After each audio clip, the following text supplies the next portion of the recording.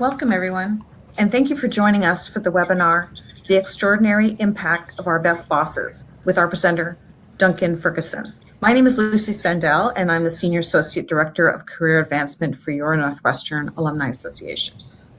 We'll begin shortly, and we're so happy to have Duncan join us for this important topic. But first, a few housekeeping items I'd like to share with you. You'll notice on the right-hand side of your screen that there are a few different tabs. Please send in your questions through the Q&A tab, or if you want to stick to the chat, that's cool too.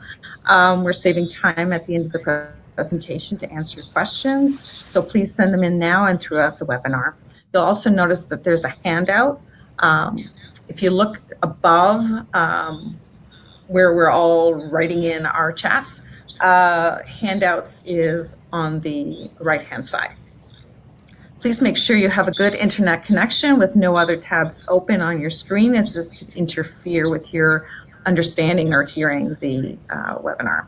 If you experience any technical issues during the webinar, you can email the Big Marker team for further assistance at support@bigmarker.com. Lastly, a link to access the recording of the webinar will be sent to all registrants later today. Now let's move on to why we're all here. Duncan Ferguson has a broad background in corporate human resources and consulting, which includes extensive experience as a strategic HR leader, leadership development consultant, executive coach, and career coach.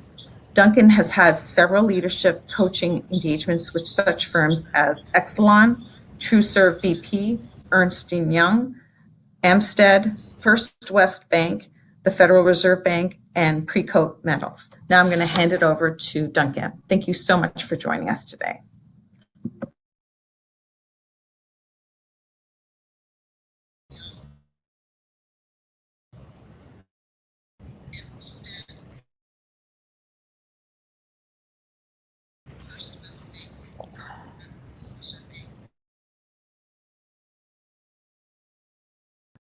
Duncan, have you started?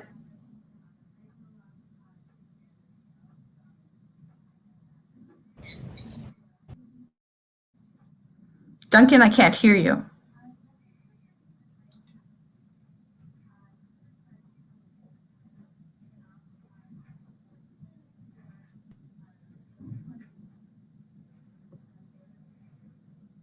Duncan?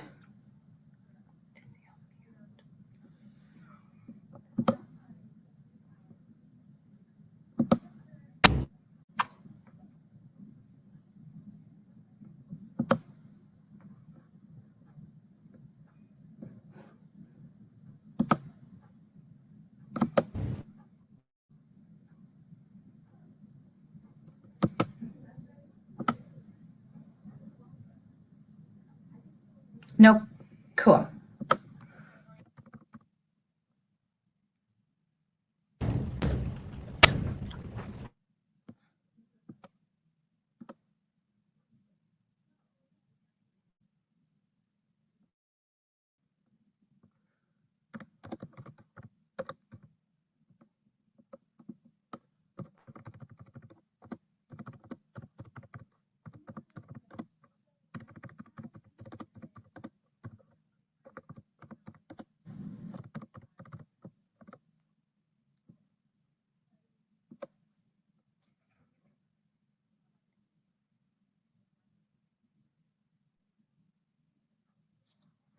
Okay, well, while we're waiting for Duncan to be ready, why doesn't everyone type in where you're coming from today?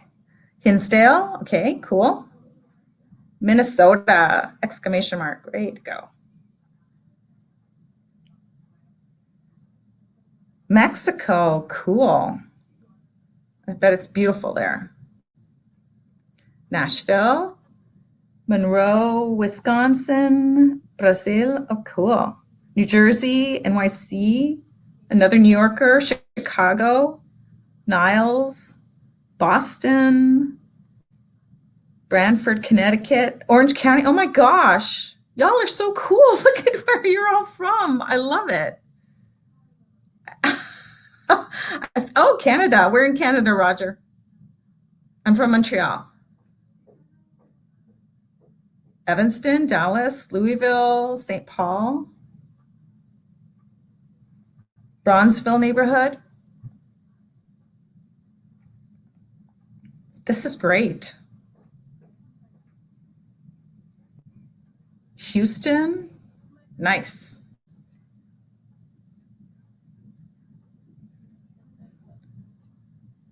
Okay.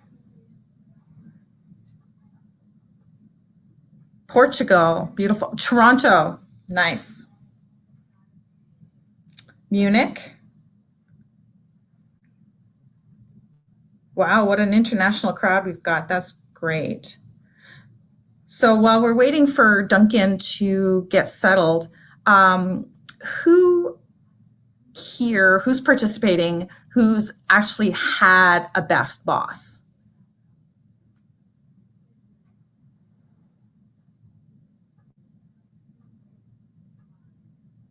Okay, while y'all thinking about that, let me share that the reason I am working at Northwestern right now, Denver, cool. The reason I'm working at Northwestern is that I had a best boss at another university, and when she left to come to Northwestern, I always regretted the fact that I would no longer have her as a best boss. So years later, when this job came available, and she managed the role, I applied for it. So I followed my best boss. Can people hear me? Yes, you're soft, but we can hear you. Okay, I'm sorry. I had to dial in. I apologize. Okay, if you could just speak up a little louder, I'll mute myself and let you go. Okay. How's that sound? That sound okay? Just a bit louder. If you could turn up the volume on your mic, that would be great on your phone. All right, I've got the volume up as high as I can take it. Let me try it on my computer. Okay, I'm perfect. Love it. Thank you so much. All right. Sorry about the false start here. And if anybody is having a hard time hearing me, please let me know. I'm on my mobile phone. But thank you very much, Lucy, for the great introduction. And I appreciate everybody joining us to hear about the extraordinary impact of our best bosses. I am thrilled that you're going to be here and joining me. And I'm just as excited to be here and talk to you about that as well. So before we get going, I would, before we really get into the content, I'm going to play a video for you. And what I would like you to do, the only assignment you have during this video is to listen to it, obviously, but think about what's resonating in your brain as you listen to the interview. This is an interview with a woman named Peggy Troy, who is the CEO of Children's Hospital in Milwaukee, a remarkable leader and an even more remarkable woman. And we had the chance to interview her a little while back and talk about leadership and best bosses and those types of things. So please give a listen to the video and give a watch to the video. If you have any comments you want to add to the chat room about what's resonating with you as you watch the video, please do so. But we will come back and talk about the video in just a second. My professional best boss is a gentleman who runs the Methodist Health System in Memphis, Tennessee, and his name is Gary Shorb. I went there to run the Children's Hospital, which is one of 7 hospitals in a large system. There were some things in the community that needed to get done, to be addressed. Gary and I worked together on some major initiatives that were not only going to improve the Children's Hospital, but the community that we served. And in that, I think he saw that I was willing to go out on a limb, to do some things that maybe were climbing a big hill, but trying together was really just an extraordinary experience. So when the chief operating officer of the entire system decided to retire at a very early age, Gary tapped me on the shoulder to lead the entire system as the chief operating officer and be his number 2 person. I couldn't have asked for a better mentor and coach.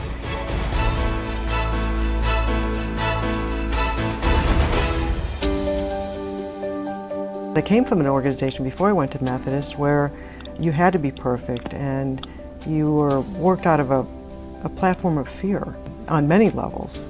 And so to go into an organization for 6 years where I learned a totally different way to be effective, allowed me then to lead in a much more holistic way, but I always felt confident that he had my back. And I had his back. And he was the epitome of a servant leader, and he was there to serve others, so we were aligned so much in our value systems that we had a great ride.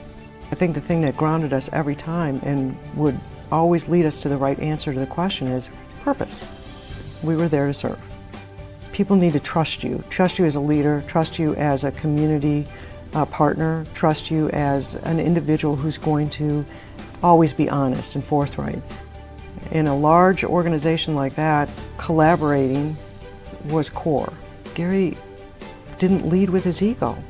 Of course you had to have an ego to be able to lead that sort of system. You have to have self-confidence, self-assurance, but he did it with humility. One of the things I really appreciate about Peggy is she will let you challenge the way she's thinking about something.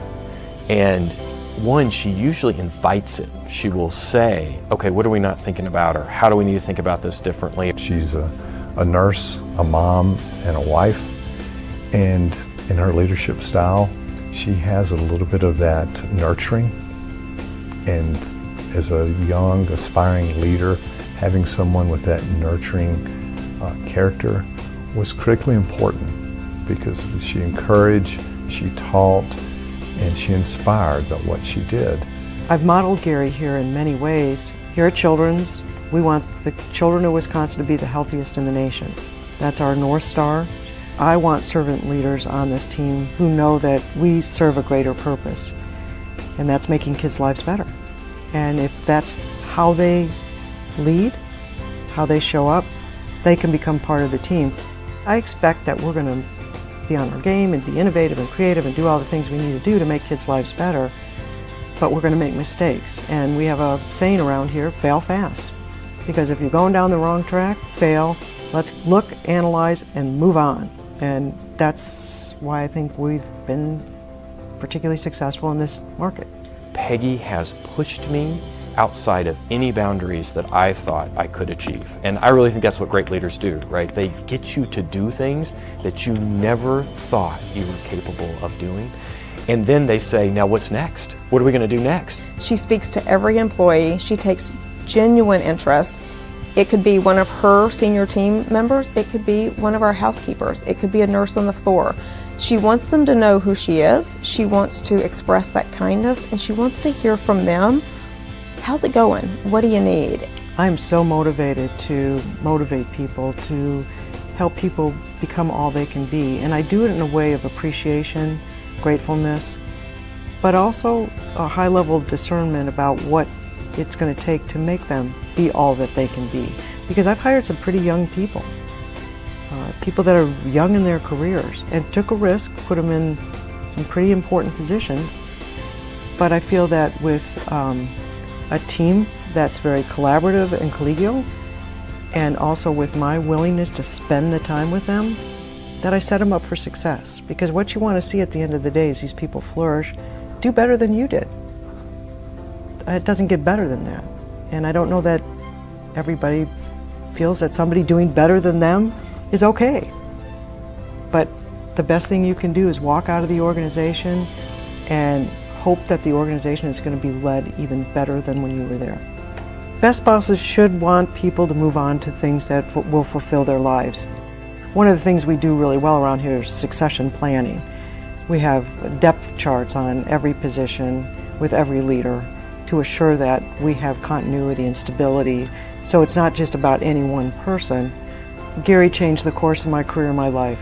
I would not have been ready for this job here at Children's Hospital of Wisconsin if I had not had the mentoring and coaching of Gary. I learned so many important things about me as a person, about how I show up, and about how you effectively lead an organization, and the permission to be imperfect. That was so important to me, to be able to know that humility and imperfection it's an okay combination. But you still have to be strong and lead and be forthright and instill confidence in people. But there's another side to that. There's a soft side to that, that it's okay. And had I not learned that, I probably wouldn't be considered a best boss today.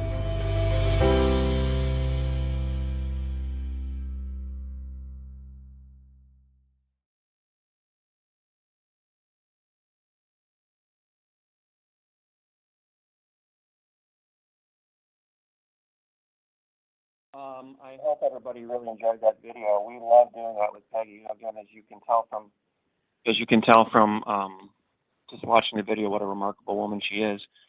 If anybody has any comments that they'd like to share about things that might have resonated with them as they watch the video, please do so in the chat room. I picked out a few quotes from the video. I've obviously seen it a few times, but still stand out to me. And I've put them on the screen so you can take a look at them. Little things like Gary gave me the permission to be imperfect. The one direct report of Peggy who talked about how she pushed him outside of his boundaries and let him do things that he didn't believe he could do himself. There's a lot in there about coaching and mentoring. He saw that I was willing to go out on a limb, but she was always confident that Gary had her back. So what this video tells us a lot really is not only about best bosses and great leadership, but how great leadership begets great leadership. So you see the story kind of range from Gary, who was Peggy's boss, and then you see 3 direct reports who work for Peggy who say that Peggy's her best boss. And that's how this works, or at least how it should work in organizations. Great leadership should beget great leadership.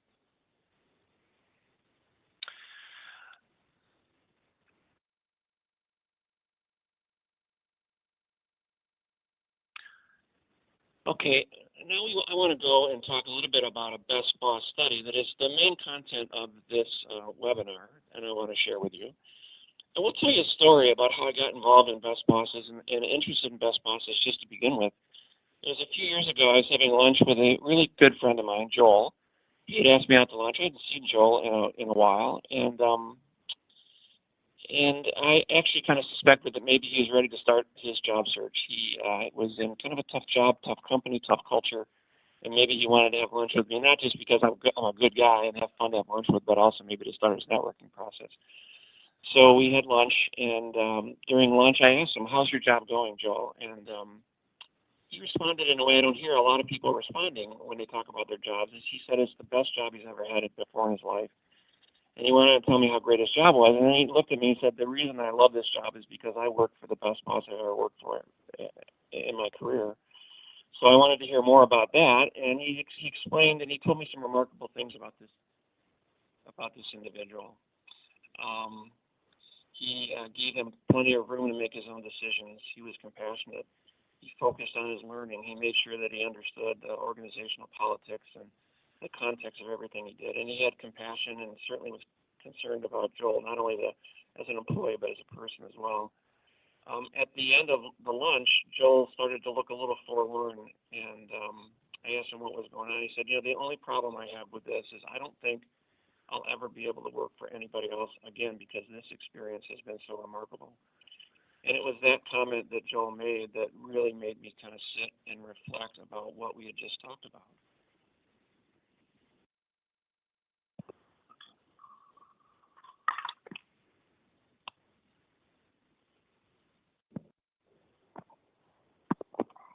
How's that audio? Is that audio better? Yes, much better. Thank you. Is the audio better? Yes, it's better. Thank you. I'm sorry. I was telling the story about Joel and going out to lunch with him, and really I'll kind of just get to the chase. When Joel told me that he didn't think he'd be able to work for anybody else again because this experience has been so great, it did cause me to really kind of think and reflect. Why is it that it's true in our lives and our careers that working for somebody great tends to be the exception and not the rule? And from that, I wanted to learn more about people's best boss experiences and maybe what we could learn from them. So along with a couple of my good friends and colleagues, Tony Pristo and John Furcon, we did a study. You can see the background of the study right here. We wanted to reach out to people and ask them about their reflections and stories about their best boss and what impacts they had on both themselves and their careers and their lives. We reached out to colleagues and friends, but word of mouth spread pretty quickly. People really loved telling their story about their best boss, and before we knew it, we had a lot of comments and a lot of responses to our questionnaire coming in. We did send just an invitation out to our participants. I wanted to show you the questions that we used for the Best Boss study and the content that was developed from these questions. There were 7 open-ended questions. Most of these interviews came with that were done online, but we did do some personally. You can read the questions. I won't read them all to you, but the 2 that really stood out to us as we were doing the study were number 3, how did this person make you feel? And number 5, please tell us a story. And I wasn't sure about number 3. My colleague Tony said that was the best question, and she turned out being right, because that was the one that really kind of unlocked and unleashed the emotions about people's best bosses' experiences. And then these stories that people told us were just remarkable. And I'm sure we have a lot of people on the webinar, and I'll bet you most of you have had best bosses. Now you're thinking about that best boss and how important maybe they have been to your life. But anyway, this is the survey. These are the questions that we use to develop content to have a better understanding about what best boss leadership looks like. The first thing that we found when we started to analyze the data, and we analyzed literally every word. I was working with 2 psychologists, and they wouldn't let me take any shortcuts. We found a set of characteristics that best bosses possess. These are more personality factors, maybe values that that best bosses had. You'll see on the screen that I've listed the 9 most common characteristics that we saw in people's best boss experiences. Not every best boss had every one of these characteristics. That would be kind of Superman or Superwoman. But the one that was consistent through every story that people told us was respect, that there was clearly a mutual respect between the best boss and the people that were working for the best boss. And we'll come back to that topic of respect a little bit later in the webinar. So once we identified characteristics, and then we saw that these characteristics would lay the foundation for a relationship with somebody. Sometimes these relationships were one-dimensional. Sometimes they were multifaceted. And I go back to Joel's story. He told me stories about having a personal relationship with his boss, certainly a mentoring, coaching relationship, and a collegial relationship as well. But there's an important factor here, is that there was a relationship between 2 people that was really special. And then from that, we took a look at the data, and we discovered that there were 5 leadership themes or leadership components of the best boss experience. These are not so much skills, but really themes or components that best bosses would bring into the relationship with the people that work for them. You can see them on the screen, and we're going to go through the specific definitions of these 5 themes in just a minute. This is set up as a kind of a holistic view, and that was one of the learnings that we had from our best boss experience, that these 5 themes seemed to interact with each other. They weren't just solely one theme or this theme or that theme. There were 5 themes kind of at work that best bosses seem to intuitively understand that these things would play in concert with each other to help bring the best out in the people that work for them. And they are just quickly leading from a higher purpose, activating potential, granting autonomy, pervasive feedback, and encouraging risk-taking. Now let's dive into these 5 and get a little bit better understanding of what those look like. Our first one is leading from a higher purpose. And you can see our definition on the screen. The best way to describe leading from a higher purpose is that our best bosses would put the interests of the individual ahead of any other interests, whether they were the interests of the leader or the interests of the organization, that the interests of the individual person came first.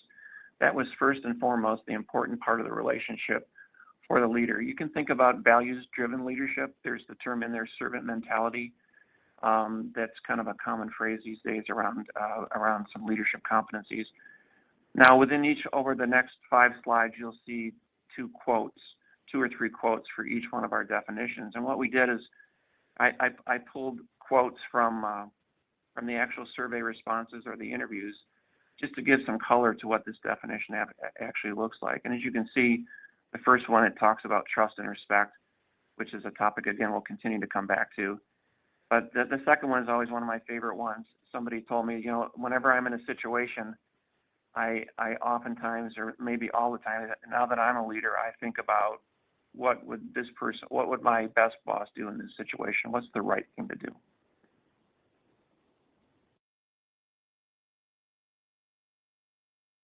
The second leadership theme from our Best Boss study was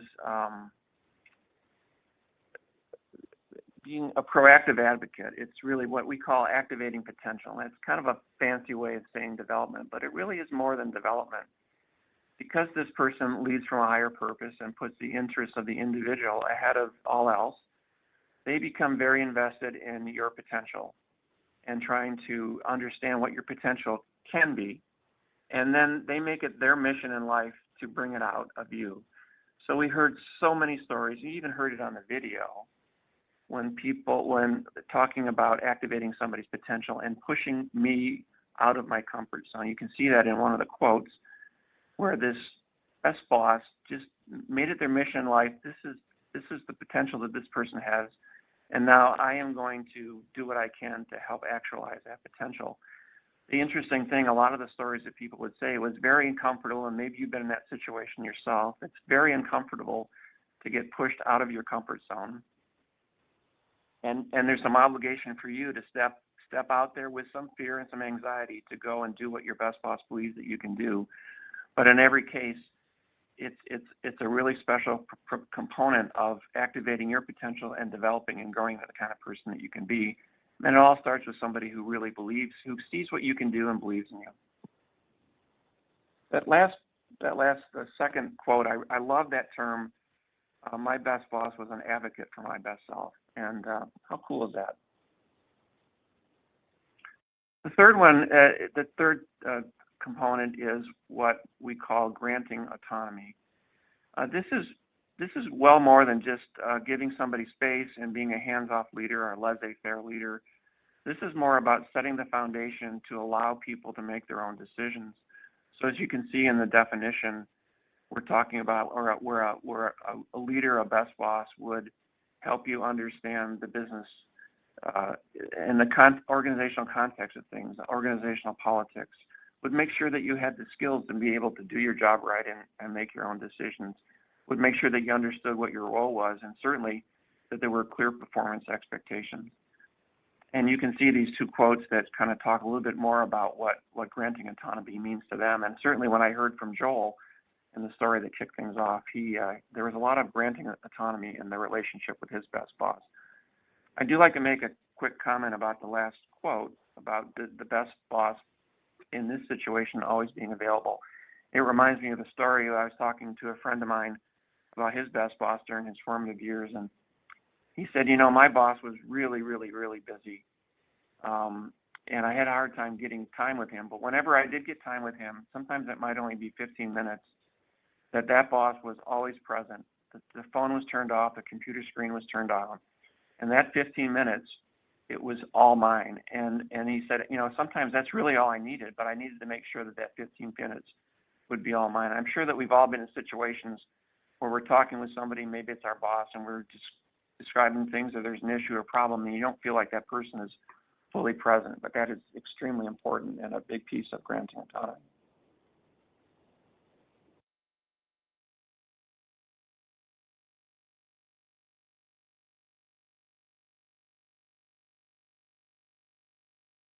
The next one is around feedback, and we use that word pervasive as an intentional word to talk about feedback.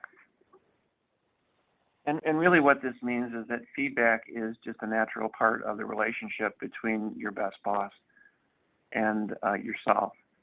It means that it's much more than feedback being scheduled once a year during a performance review. It's actually just almost an everyday occurrence, and it's done timely, as that indicates. But it's also a combination of constructive criticism and respectful criticism, as well as recognition and feedback. So it's two-pronged. It's giving feedback and constructive criticism, but also acknowledgement and recognition. There's a term in here that was used in the first quote that I love. It just talks about their best boss and how that they always gave constructive criticisms artfully. And of course, the second one talking about never missing a single feedback opportunity.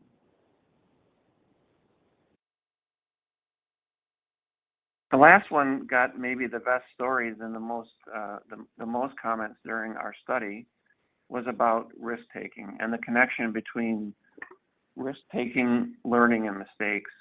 We heard from so many people that one of the standout attributes of their best boss was they encouraged risk-taking because they knew that was the only way you're going to learn and grow. But with risk-taking comes mistakes. And to a person, everybody said that I never needed to be fearful of making a mistake. You even heard Peggy say that during the video, that the best boss understood that a mistake was part of the process, that you couldn't learn and grow unless you take a risk, and that mistakes are part of the terrain. I'm sure that we've all had bosses. I know in my case I've had where you're fearful of doing something because you don't want to make a mistake. Therefore, maybe you don't try something that you should. Best bosses intuitively know that if you're going to activate somebody's potential and you're going to grant them autonomy, they've got to feel comfortable, they've got to feel supported, and they've got to feel okay to be able to take a risk. That last quote is very similar to what Peggy said, is my best boss always stood by me no matter what. I don't have time to go into all the great stories that people told about their best boss and mistakes, but they're inspirational, actually. So we're going to go to the next step. So we did a nice study. It was interesting. I would say nothing really is tremendously surprising about what we uncovered. The fact that a great leader develops the people that work for them, or gives them feedback, or doesn't pound them for mistakes, or is certainly a values-based leader. None of those are traits that anybody would be surprised by. Maybe the best boss system was a little bit of a learning for us, that there was this intuitive kind of thing between these 5 elements that was mandatory, that all 5 were in play. But we did want to think, all right, so we came up with this information. What difference does it make? Why would organizations care about this? And we can certainly understand why individuals might, but why would organizations care about this? So we again reviewed all the data and thought about some different things. And this is the information that we got back from the data. Everybody, not just virtually everybody felt their best bosses activated their potential. Virtually everybody said that during my time with my best boss, my performance excelled. 82% made statements or used terms that indicated a highly engaged employee. And 3/4 of the people said that my best boss had a huge impact on my career. Now, if you just take a second and look at the words that are highlighted there, activating potential / development, performance, engagement, and career management. If you're running an organization, why wouldn't those are things that would stand out and should maybe make you stand back and think about what kind of leaders do I have in my organization?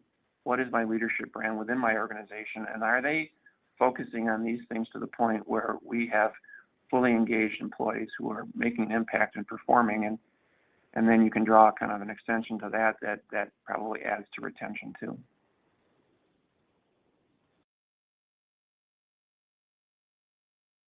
Hopefully you can read this next slide when we're talking about engaged employees. I know that employee engagement is a really hot topic these days in organizations. Virtually most medium to large size companies have engagement surveys that they do annually with, well, sometimes most often now these days they do it more on a pulse standpoint, on a daily standpoint, and getting a sense of the level of engagement of their employees. So I stumbled upon a study that was done in Great Britain a few years ago that talked about what makes a highly engaged employee. And I think they talked about 1,000 people in their 30s and 40s about employee engagement. On the left-hand side, you can that's the highly engaged employee. On the right side, that's the low engaged employee. I guess you could tell just by the looks on their faces. But if you take a moment to read through the elements that kind of lead to a highly engaged employee or a lower engaged employee, you'll see virtually all the elements that we saw in the Best Boss study that really stand out and can reinforce the notion that leaders who lead with these Best Boss traits really pay a huge dividend within organizations to lead to an engaged workforce. I've done this workshop, this presentation, and it also comes in workshop form several times.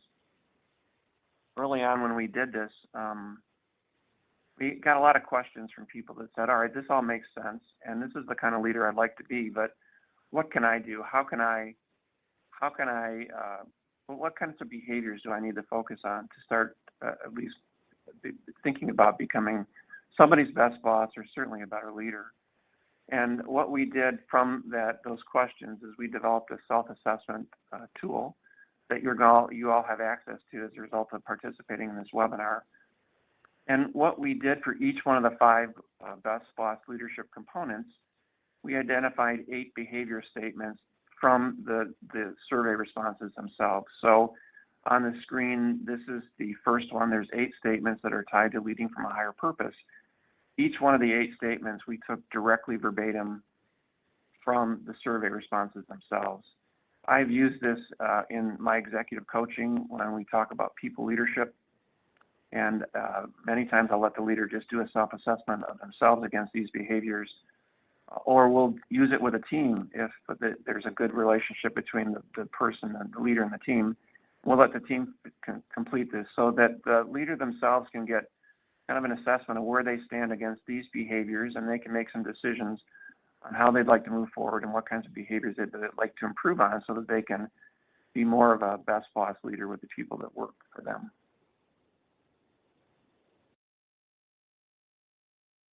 So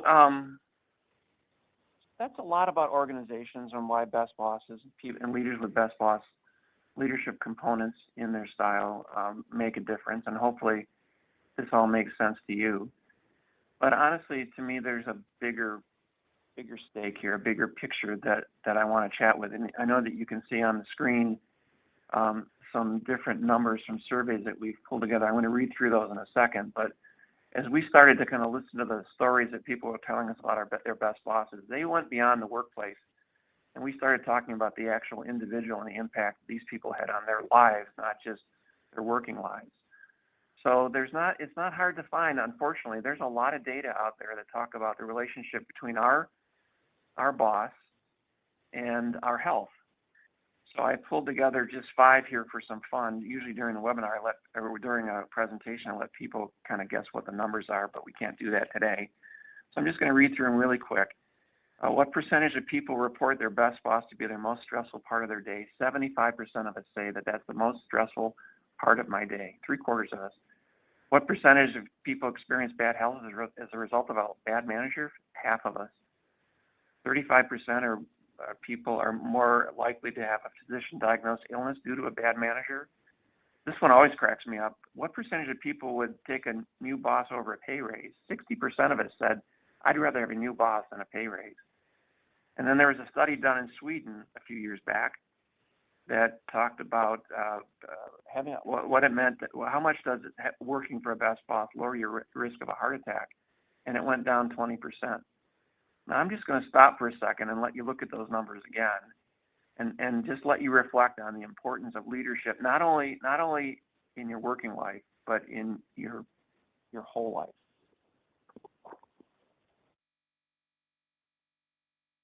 I should ask the people who are on the webinar if there's does this surprise anybody? Or does it confirm some things that you already know, or maybe some things that you're experiencing right now?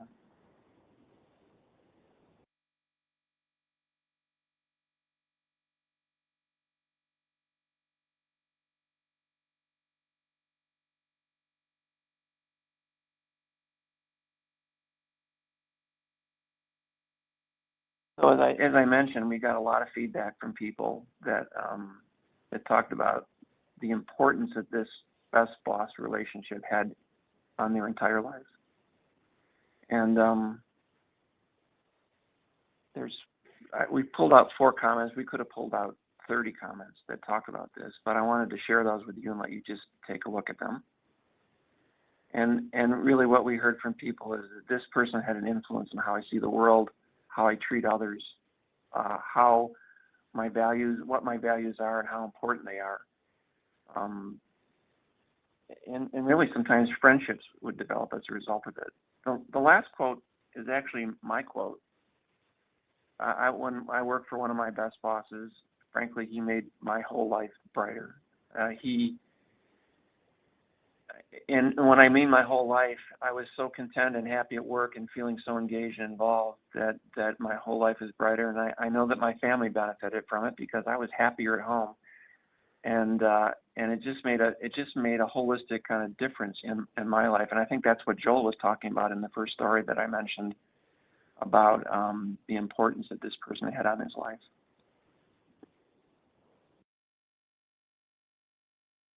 I can see that Rosalind has talked about relating to those stats, and I think we probably all can, any of us who've worked for a little while.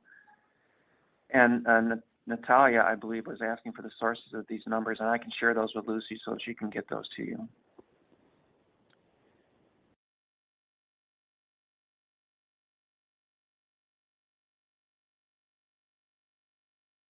So there's a summary here. There's a few more things coming, but there's a summary here that I would like to just to make sure that I go over so that I put everything in context from the content and what we learned from the Best Boss study. The first one is that this, to me, is about followership. Listen, leadership is a lot more complicated than just doing a study and saying, here, do these behaviors, and you're going to be a great leader. There are things like being strategic and being a great decision maker and having excellent communication skills and understanding the market and all that kind of important stuff. But what I would argue is that what we learned from the Best Boss study is that this generated followership. I can't tell you how many comments that we had that people would say, this person was so spectacular to work for and so special in my life that I would absolutely run through walls for him or her to make sure that I allowed him or her to be successful. And what I would argue, you could be the greatest strategic leader in the world, but if you can't get people to follow you, you'll never get anywhere near as far along as you could if people really want to follow you. I guess that's kind of the definition of engagement, isn't it? The second piece is just a reminder about the Best Boss system, that these things are interrelated and interlocked. Again, Best Bosses intuitively seem to get this. I laugh about one of my big companies we work for. We started a whole initiative about feedback, and we just made everything about feedback and incorporating feedback in the performance management process. And we totally ignored the other four elements that really play into feedback and why it was important. So the reminder here is there is a Best Boss system at work, and these things interrelate and bounce off of each other, and how important that is. Third comment is an important one.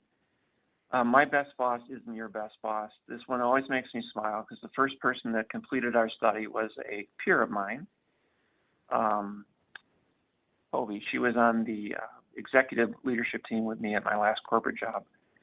She filled out the survey, and she just wrote these unbelievable stories and comments to the questions about our mutual boss, who was the CEO of the organization. And it was clear that they had a special relationship for sure. I will say that my relationship with my boss wasn't anywhere near as extraordinary as Toby's was with hers, and with him. And I reflected that on a lot because people have said, boy, it's really easy to be a best boss with really high potential people that work for you, and you click with them personality-wise and stuff like that. And I agree. People are too complicated. Not everybody's going to be everybody's best boss. But if you're a leader, that's a special place in this world. And if you're leading others, to me, you should aspire to be as great as you can against those 5 elements as you possibly can. So the comment, my best boss isn't your best boss, that's absolutely true. But to me, any boss can be a better boss. The next one is the individual must have some skin in the game. If your boss is going to push you outside of your comfort zone and and ask you to do things that you're not so sure that you can do, then it's up to you, and you're obligated to step forward and to take on that task. I know that in my career in life, I've worked for some really great people. They put me in situations that I wasn't so sure that I wanted to do, but you had to trust them that they knew what they were doing. They knew you well enough, and you step out there and you get a little fearful, and maybe you make a mistake, but you've got to have some skin in the game, and you've got to step up when the opportunity is presented to you by an extraordinary leader. And maybe the last element that I have here that I want to remind you that, as Natalia said, that the stats were mind-blowing. Not only do organizations need more best bosses, in fact, the organizations I work with, I implore them to think about their leadership brand and how do these elements play into their leadership brand. So when you ask people about leadership at that organization, what do they say? And hopefully they can mirror some of these elements because it's important organizationally. But it's just, those stats showed on a couple of slides before that humanity needs more great leaders and more best bosses. And I like this. We had an article published, and at the end we talked about feeling like you matter, and that term, feeling like you matter, really stood out to somebody when they read the article. And I think it really sums up the inspiration and the energy about why best bosses are important, because quite simply they make you feel like you matter. And in life, isn't that what we all strive for? So if you're lucky enough to work for somebody who makes you feel like you matter, life is good. And if you're like Joel, you won't ever want to leave your boss. So at this point, if you have any questions or any comments, I know some people have been sending some things in here, and I'm starting to take a look at them. I'm happy to answer any questions or follow up on any points that I've made during the webinar. And while I wait to see if anybody has any comments or questions, I am going to tell you a story to sum everything up. Back when we were deciding to do the survey, we came up with the questions, and we wanted to test out the questions with a few of our friends who were interested in this topic to see if the questions worked for doing our best boss study. One friend of mine, Courtney, she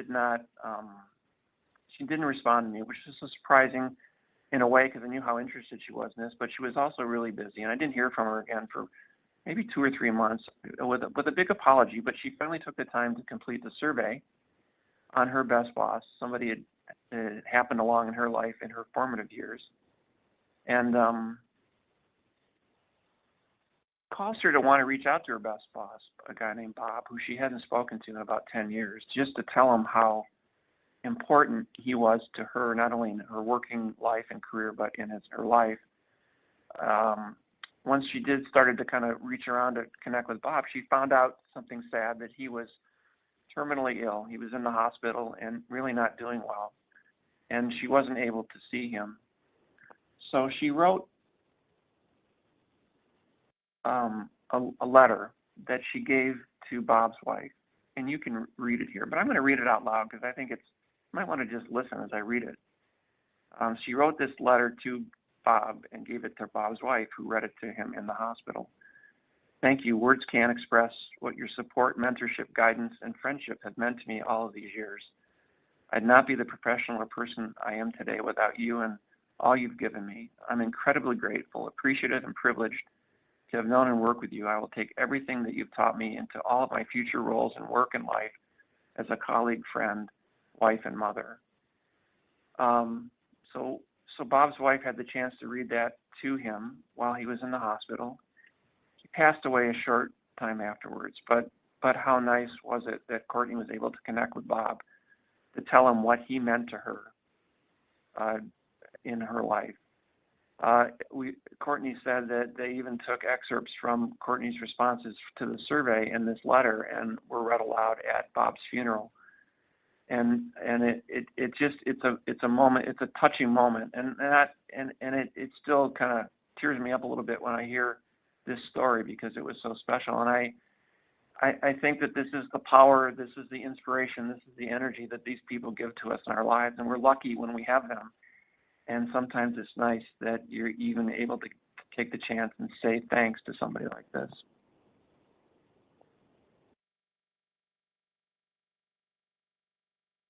And then this is a second letter that Courtney wrote to Bob.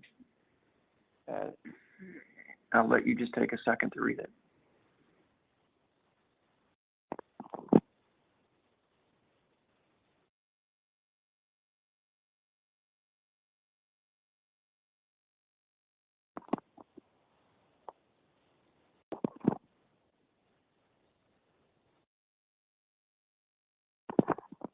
So that completes the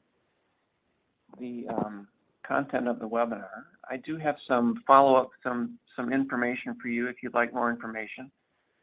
First of all, we would love it if you would check us out at vantageleadership.com. We are a leadership development consultancy that's been in business for 42 years plus and going strong. We work in the area of leadership development. What I tell people quite simply is we work with organizations big and small to help them understand what great leadership should look like for their firm, and then we help them get there. We have a host of services that we do, from executive assessments and leadership assessments to executive coaching to high performing team coaching. We do a lot of work with high potential leaders. So we would love it if you check out our website. On the website, you will find a drop-down box that talks about the Best Boss experiences. So you can get some more Best Boss study highlights. You can get information on a workshop that we do that uses much of this presentation as the background and the foundation for a 2 to 3 hour workshop with leaders. You can see the Peggy Troy video there. And if you are so inclined, you can take the Best Boss questionnaire. You can also reach out to me. I'd love feedback on this, and I love to hear how this impacted people and what they think about the Best Boss experience. You can connect to me at my Vantage Leadership email address, which is dferguson@vantageleadership.com, or you can also connect or find me on LinkedIn and at Duncan Ferguson at LinkedIn. You will see some articles that I've put on LinkedIn. We have had 2 articles published on the Best Boss experiences, and we are currently working on a book that we hope that will continue to have the discipline to get out sometime in the near future. So again, that kind of concludes the webinar. If there's anybody who has any questions or comments or anything they'd like to share before we close things down, please do so. And if not, it's been a joy to be able to deliver this webinar to you, and I hope you've enjoyed it. Sorry about some of the issues up front with the microphone, but I think we got it all figured out. Thanks, Duncan. We do have a question from Natalia, and she wrote, what is the connection between your research and EQ? I think that there's a huge connection to this. And when I think about emotional intelligence is what you're talking about. And you know, we've never done kind of the direct kind of correlation between the two, but just with the general knowledge I have about EQ and about the Best Boss experiences, it's a very high correlation. And I do think, you know, we talk to organizations a lot around here about potential and about leadership potential. And more and more organizations are starting to use EQ to help them understand what great leadership looks like. And to me, there's a huge component of the Best Boss learnings that we have that are tied to EQ. Great, thank you. Just before we wrap up, and I'll keep this open for a little while, a few more minutes if you have any additional questions. I want to thank you, Duncan, for talking to us about the Best Boss experience. I think this was really a great presentation to start off the new year. Somebody just asked about the be available for download. Everyone who registered will get a copy of the presentation. I'll send you a link to the recording. It comes out after maybe about 3 hours. It gets downloaded, and so you'll get it soon. And thank you all. Really appreciate you sticking with us. We still have several handfuls of people tuned in. So I really like it. And this was great information. And Duncan, I'll pass it over to you for any last words of wisdom for us. Okay, thanks. Yeah, we are getting some nice comments, and this is a topic that energizes me as much as it does the audience. And I really appreciate people taking the time and listening. And I really do encourage you, if you have any more thoughts or any reflections on what we talked about today, I would love to hear them. So don't hesitate to reach out to me on my email address or on my LinkedIn account. And if anybody would like to learn more about how to what we could do with this in an organization, please, I'd love to hear from you. But thanks again for your attention and joining us today. Thank you, and I want to wish everyone a great rest of your day and a wonderful start to 2020. And go Cats!